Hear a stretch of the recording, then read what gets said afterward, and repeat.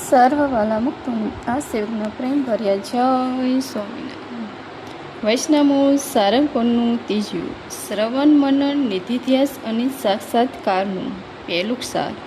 અતિ હેતથી કરેલી પ્રત્યક્ષ તથા માનસિક પૂજા બંને શ્રેષ્ઠ છે.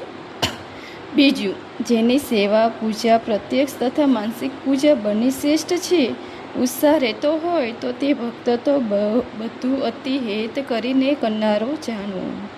ત્રીજું, શ્રવણ મનન અને નિધિધ્યાસ કરે તેને સાક્ષાત્કાર થાય છે. સ્વામિનારાયણ હરે.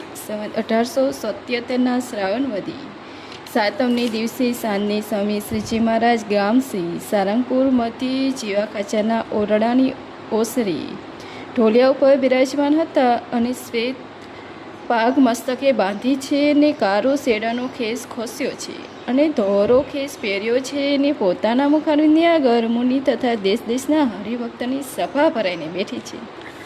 પછી સ્વય પ્રકાશાનંદ સ્વામીએ શ્રીજી મહારાજને પ્રશ્ન પૂછ્યો છે, હે મહારાજ, એક ભક્ત તો નાના પ્રકારની પૂજા સામગ્રી લઈને પ્રત્યક્ષ ભગવાનની પૂજા કરે છે અને એક ભક્ત તો નાના પ્રકારના માનસિક ઉપચારે કરીને ભગવાનની માનસિક પૂજા કરે છે. એ બે ભક્તોમાં શ્રેષ્ઠ તે કોણ છે?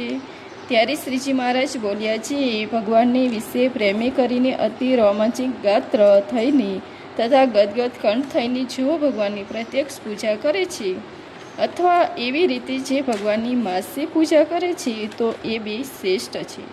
અને પ્રેમે કરીને રોમાંચિક ગાત્રને ગદગદ કંઠે થયા વિના કેવળ સુખ મને કરીને પ્રત્યક્ષ ભગવાનની પૂજા કરે છે તોય ન્યૂન છે ને માનસી પૂજા કરે તોય ન્યૂન છે.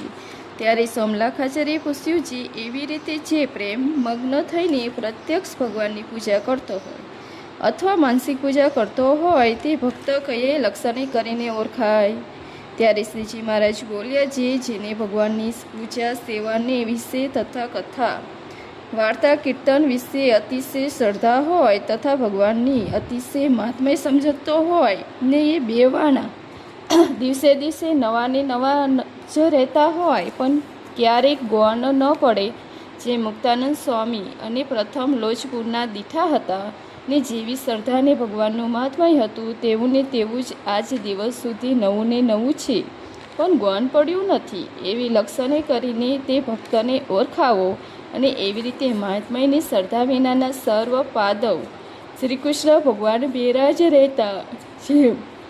બીજા રાજાની સેવા ચાકરી કરી તેમ સેવા ચાકરી કરતો તો પણ તેનું કોઈ નામ જાણતું નહીં અને ભક્ત પણ કહેવાતો નહીં. અને ઉદ્ધવજી જો શ્રી કૃષ્ણ ભગવાનની શ્રદ્ધા મહાત્મય સહિત સેવા ચાકરી કરતો તો તે પરમ ભાગવત કહેવાય. તેની શાસ્ત્રમાં તથા લોકમાં અતિશય પ્રસિદ્ધ છે.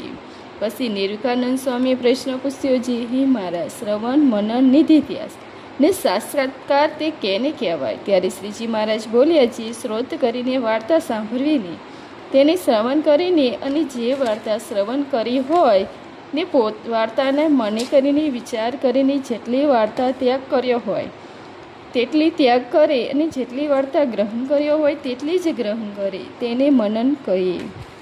અને જે વાર્તા નિશ્ચય કરીને મનને વિશે ગ્રહણ કરી હોય ને રાત દિવસ સાંભળવાનો જે અધ્યાસ રાખવો તે નિધિધ્યાસ કહીએ. અને જે વાર્તા છેવી હોય તેવીને તેવી જ ચિંતવન કર્યા વિના પણ સર્વ મૂર્તિમાનની પેઠે ઈદ સાંભળી આવે તેને સાક્ષાત્કાર કહીએ.